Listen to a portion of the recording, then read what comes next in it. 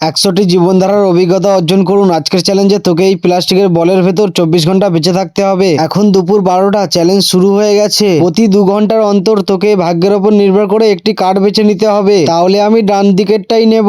হ্যাঁ, খুব ভালো। লেখা আছে 2 ঘন্টার জন্য তোকে জলেতে ফেলে দেওয়া হবে।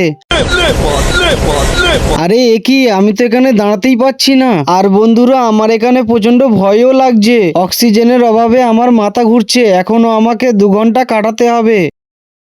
প্রায় 2 ঘন্টা সময় শেষ হয়েছে। তোকে আর একটা কার্ড বেছে নিতে হবে। এবারেও আমি ডান দিকেরটাই নেব। অভিনন্দন, তুই গ্যাস বোম পেয়েছিস। আরে প্লিজ, এটা তুমি ফাটিও না। ছি বন্ধুরা, কি বাজে দুর্গন্ধ। আমাকে এখান থেকে তাড়াতাড়ি বের করো, না হলে আমি অজ্ঞান হয়ে যাব।